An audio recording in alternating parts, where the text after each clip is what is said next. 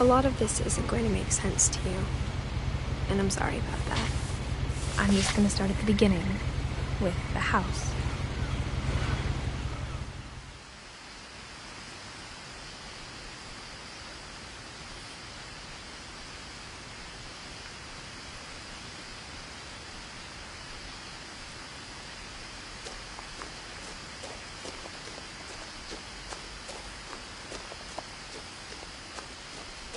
I lived here until I was 11, but I wasn't allowed inside half the rooms.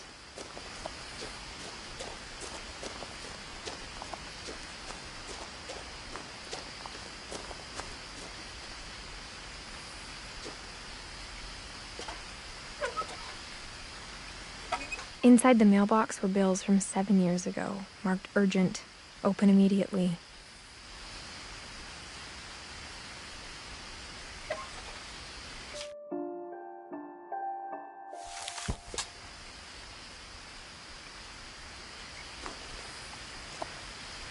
I hadn't been back since my brother Lewis's funeral.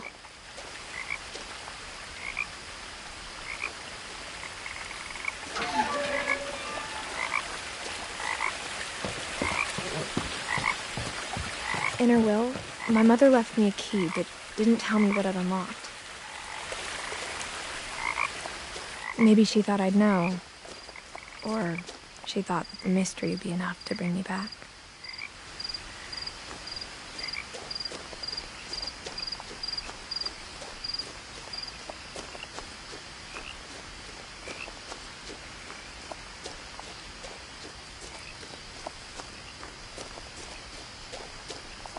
No one had driven this way in a long time, but I saw a few hoof prints.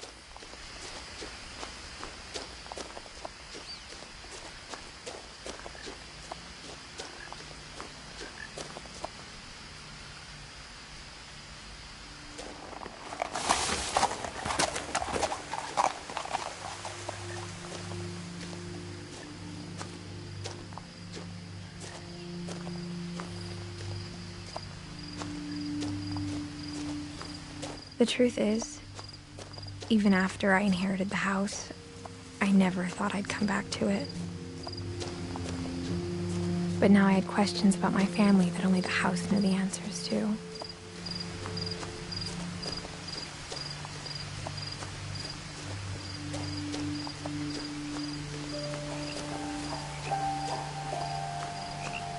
The house was exactly like I remembered it, the way I'd been dreaming about it.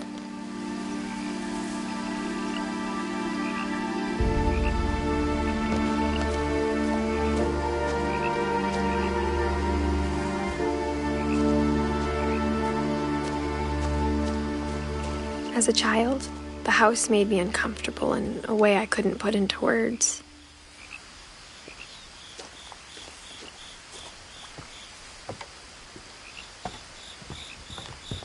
Now, as a 17-year-old, I knew exactly what those words were. I was afraid of the house.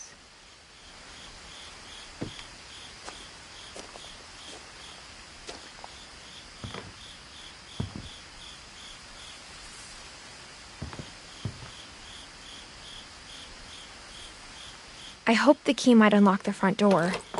It didn't.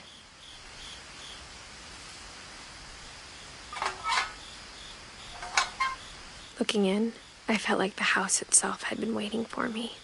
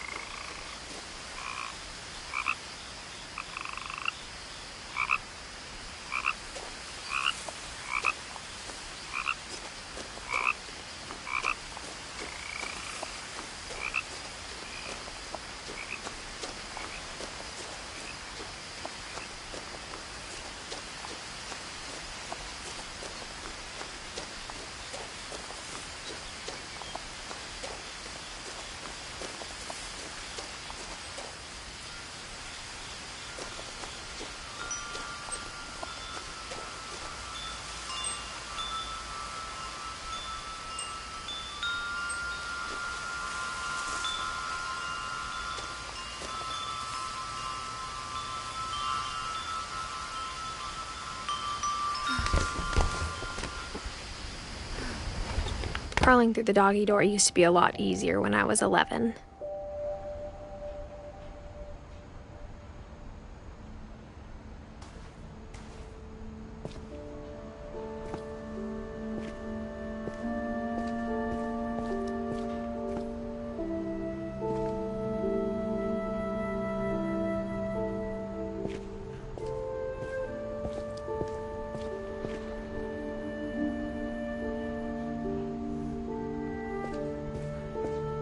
For the first time in years,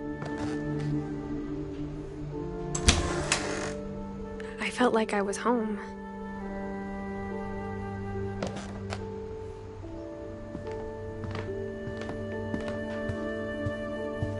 The table was still a wreck from the night we left.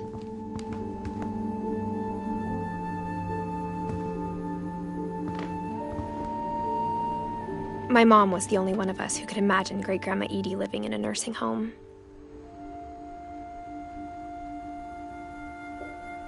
It was like a bomb had gone off, killing everyone but sparing the furniture.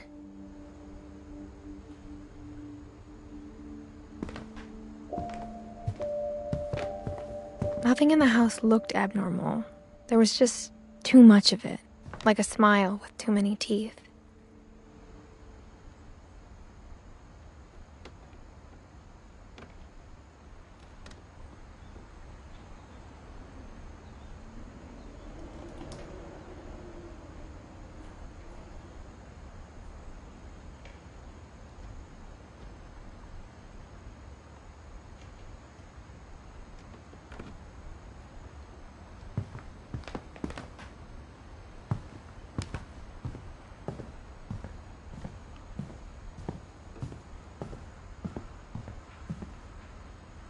My mom wasn't much of an optimist, but she never stopped believing that my brother Milton was alive.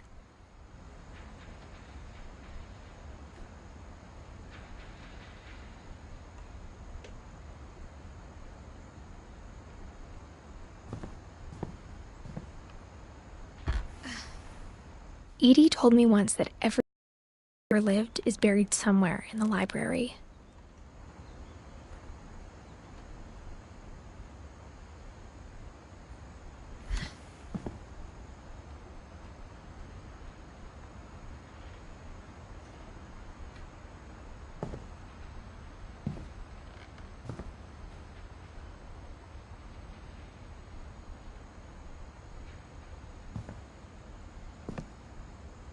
After Milton disappeared, Mom sealed up all the bedrooms. Then Edie retaliated and drilled peepholes.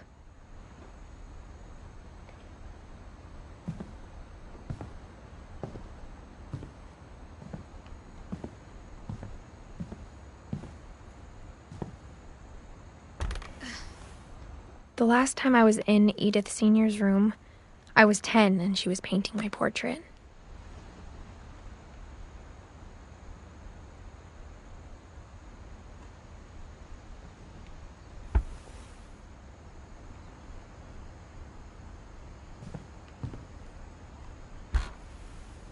As a kid, I just assumed every house had peepholes and sealed rooms you weren't allowed inside of.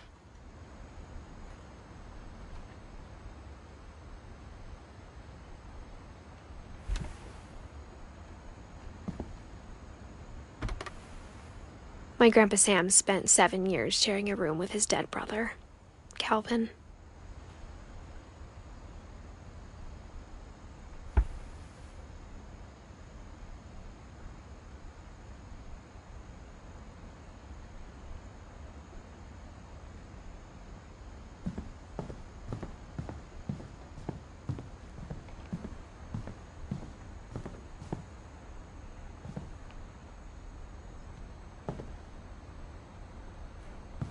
Whenever people ask me about my family, the first thing they always want to know about is Barbara.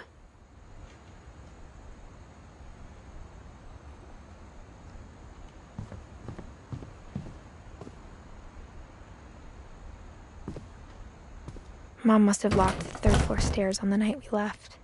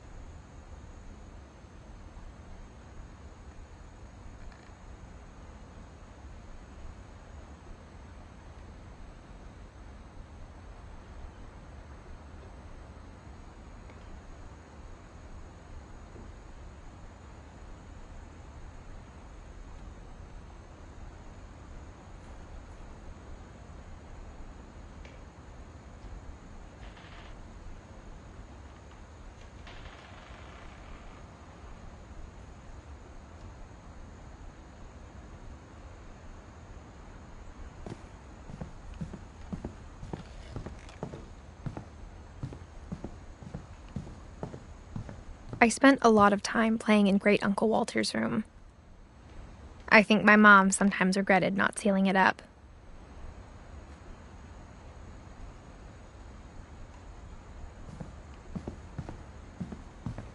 Louis told me there were secret passages, but I...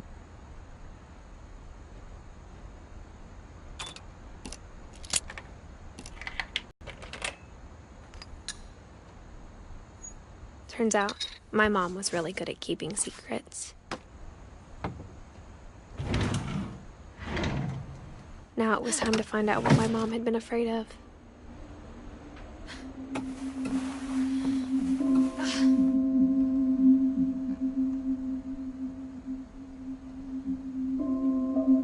Reading this, maybe it sounds like I had a plan. But I had no idea what was behind that door.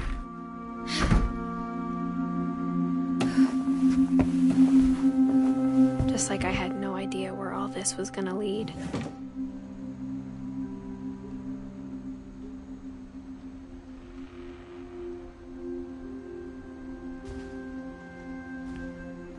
I grew up looking at Molly's room through the peephole. Molly's gerbil had a tiny bedroom with its own even tinier gerbil cage.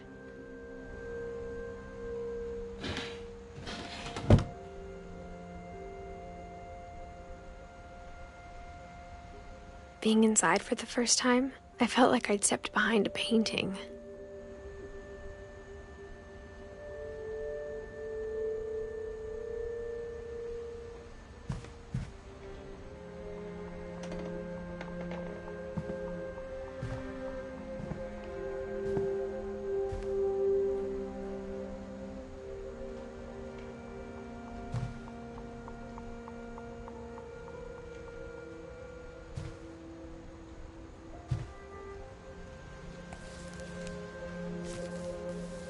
December 13th, 1947.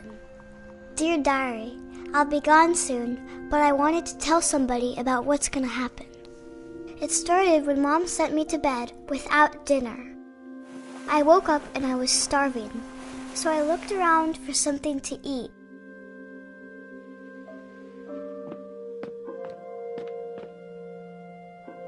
The gerbil food was dry, but I didn't mind it.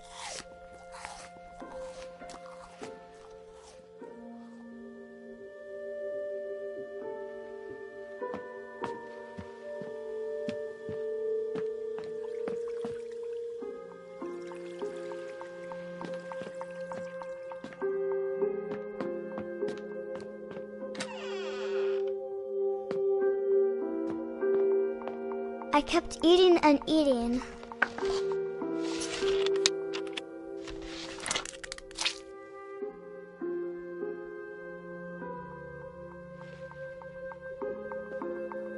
I ate a lot of things that night.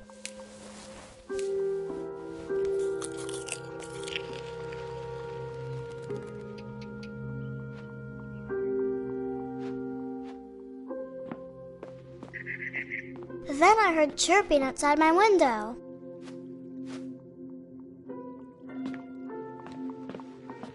It was a barn swallow going back to her nest. I reached out for her.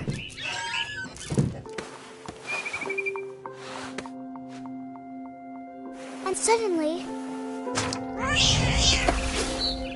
I was a cat.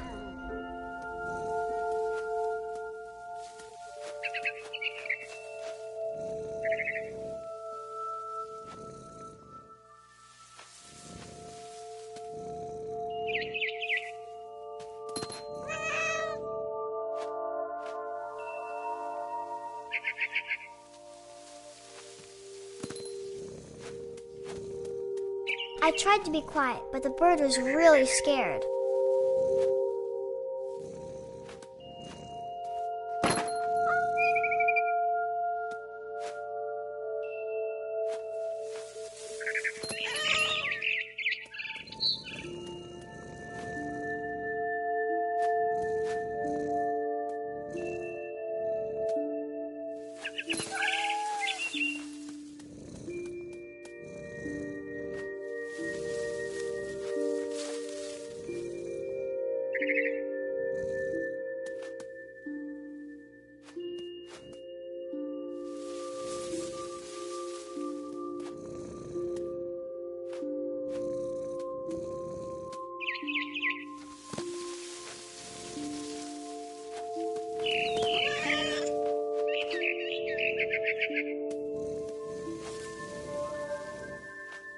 Mom and Dad didn't even look at me.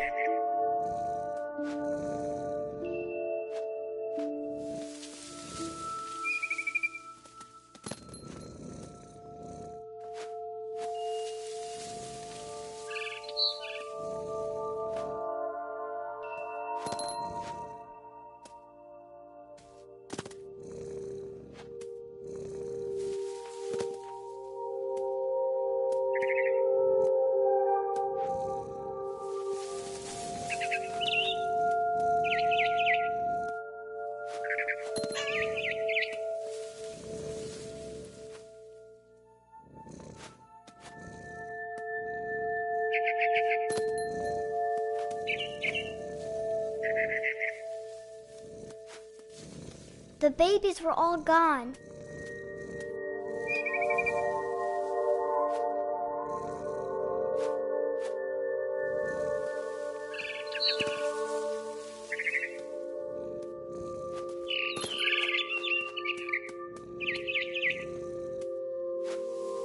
I jumped and I almost got her.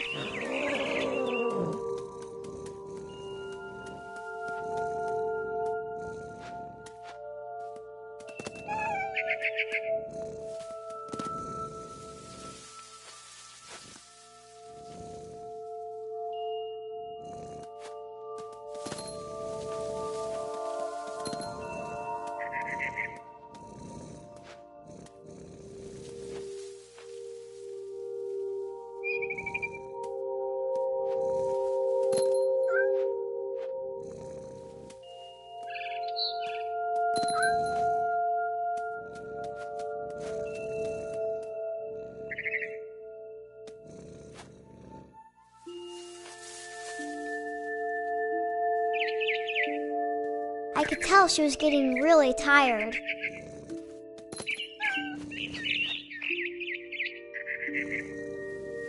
Now I was up in the big tree.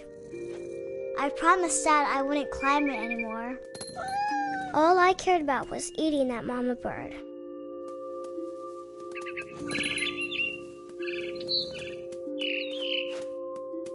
I gobbled her up.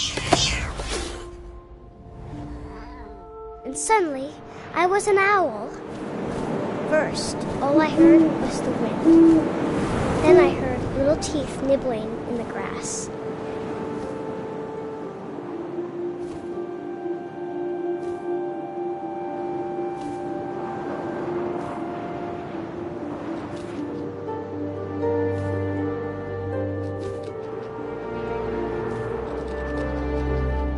Rabbits.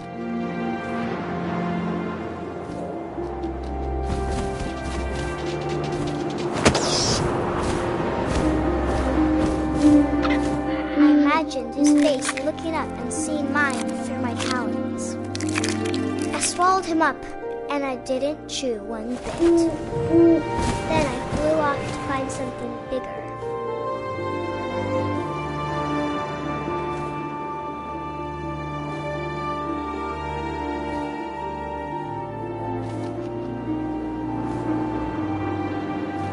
A mama rabbit.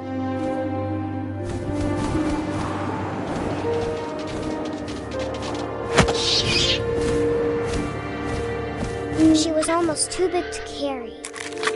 I started choking, but I couldn't stop eating. And suddenly, I was a shark.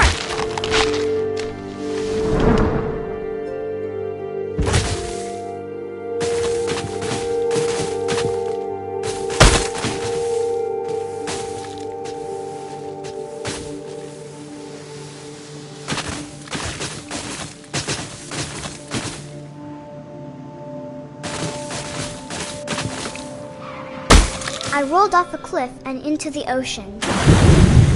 Now, I was hungrier than ever.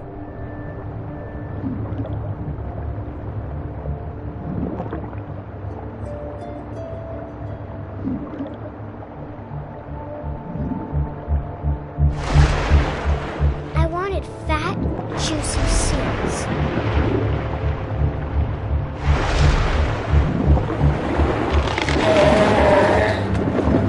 Off her flipper, and it tasted really good.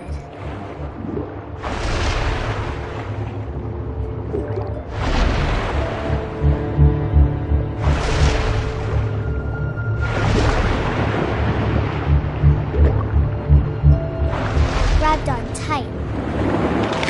But I was so hungry, I jumped out of the water. When I opened my eyes, everything had changed.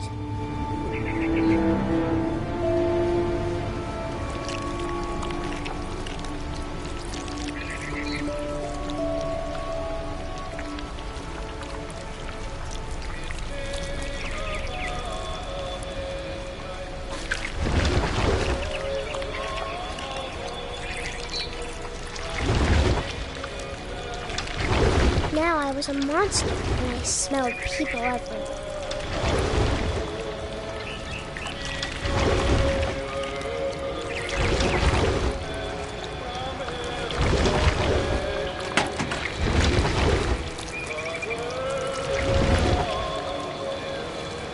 I was big, but I moved real quiet. Yeah! Ah!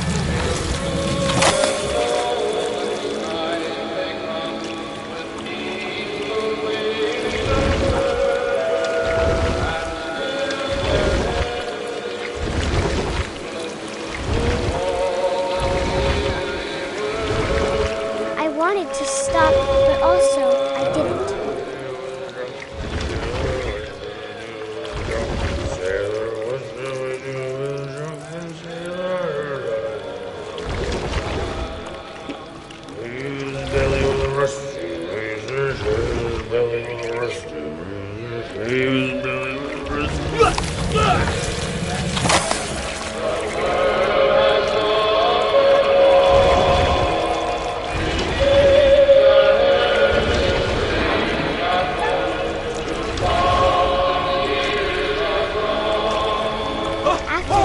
Passenger, I was still hungry. And across the water, I smelled something new. Something I had to have, so I swam towards it.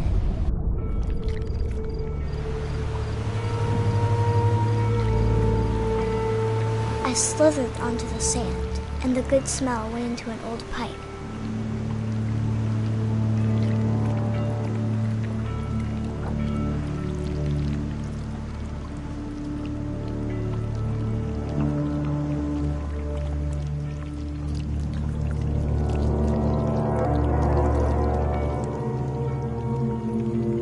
I got closer and closer.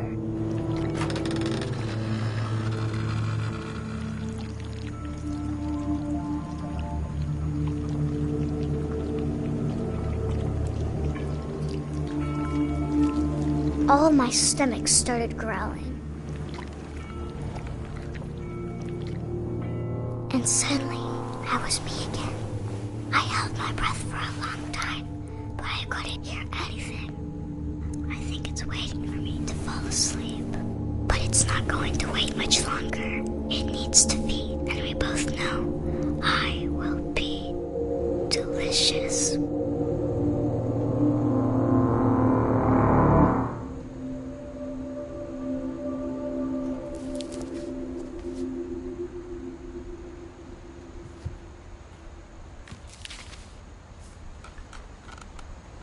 I'm not sure if I believed all of that, but I'm sure Edie would have.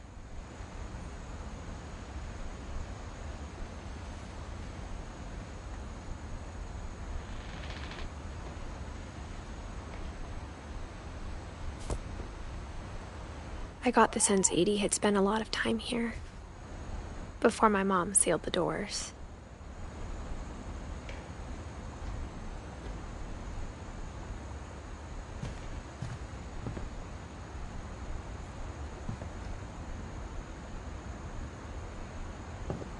I can't describe it, but I felt like some part of Molly was still here.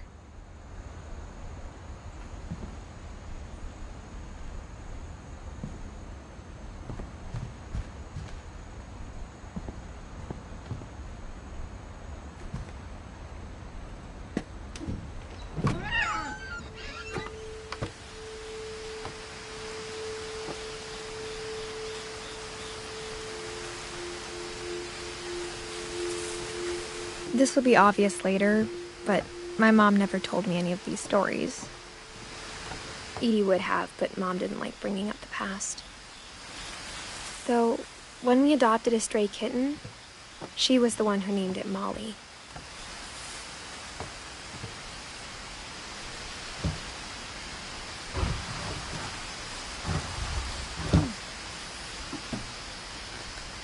I spent a lot of time in Great-Grandma Edie's room.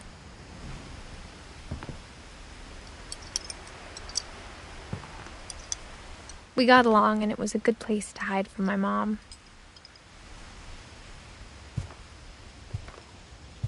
Her room was like a museum.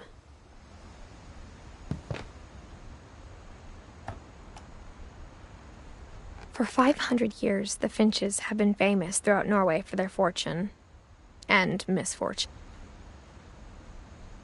Odin Finch buries the latest victims of the family curse, his wife Ingeborg and their newborn son, Johan. January 7th, 1937, he set sail with his family and his house, hoping to leave the curse behind. But 40-foot waves off the coast of Washington send the house and Odin to the bottom of the sea.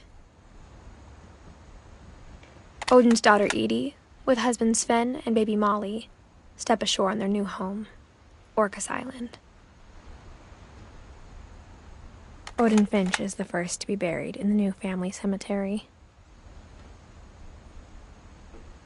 His daughter Edie is already dreaming of a new Finch house.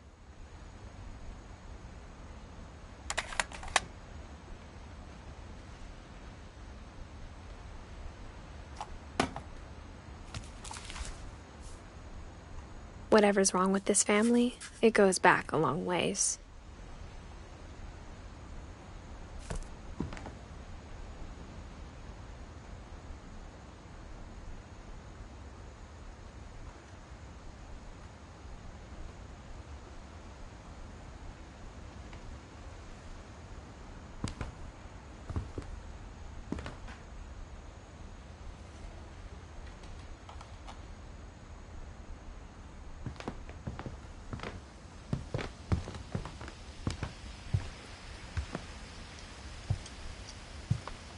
When Edie told people Sven was killed by a dragon, she could also have said he was building a dragon-shaped slide that collapsed. She could have, but she didn't.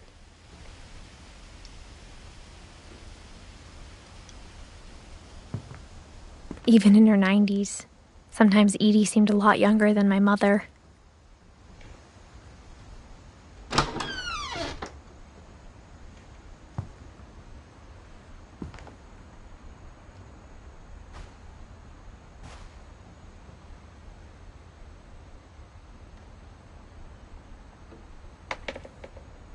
The only trace Grandpa Sam's first wife, Kay, left on the house was the pink bathroom. It was a pretty big trace.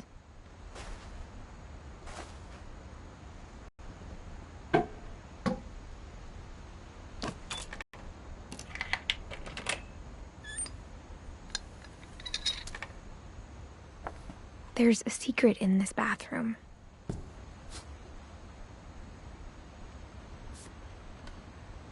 It's in the last place you would look.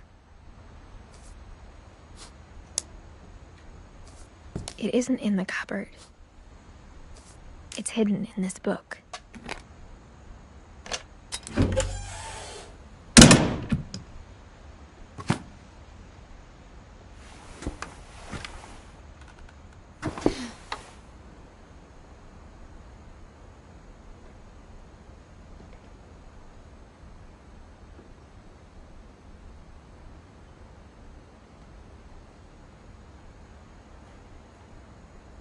Sven gave Sam an old camera he'd refurbished. He never put it down.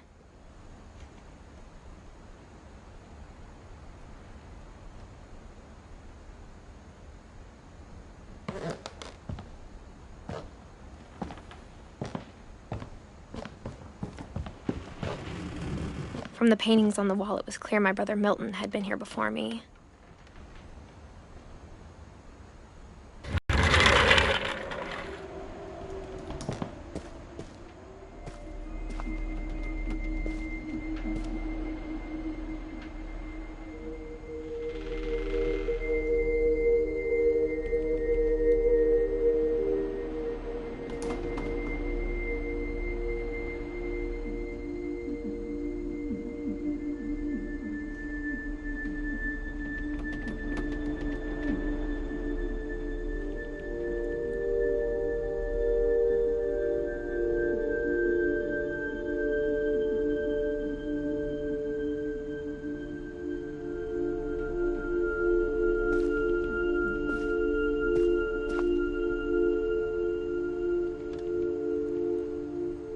I knew Grandpa Sam had a twin. And that he never talked about him.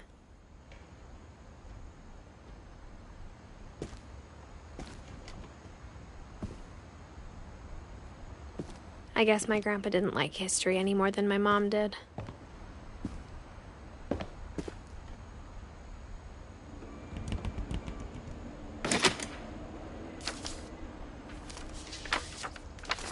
How I Want to Remember My Brother by Sam Finch.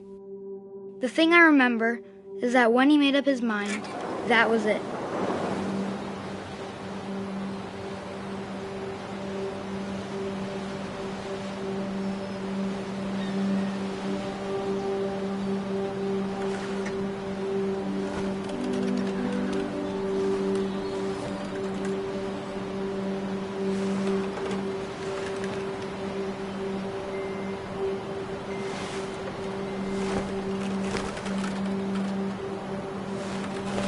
My brother said he'd die before he ate another mushroom. And he did.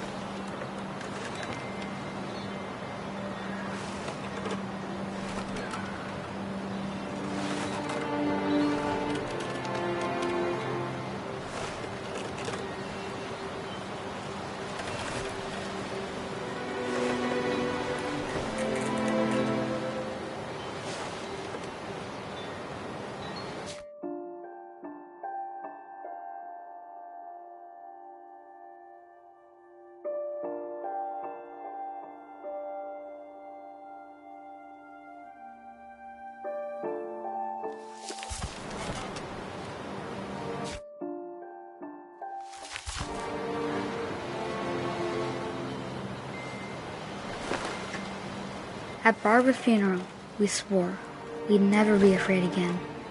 And he wasn't. I think Calvin always wanted to fly. Sam! Calvin! Dinner's ready! Coming! But that day, he finally made up his mind to do it. I told him going around was impossible. Maybe if I hadn't said that. Calvin! I'm not gonna tell you again! Maybe if the wind hadn't picked up. Then maybe he'd still be here. But I doubt it. I think he'd already made up his mind. That's what I want to remember about my brother.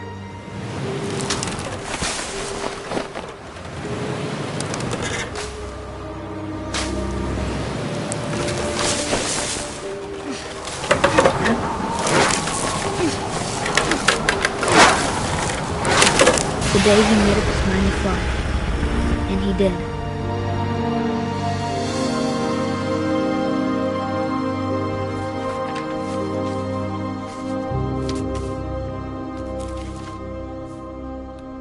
Calvin's story felt strangely familiar. When I was younger, I remember trying to do the exact same thing.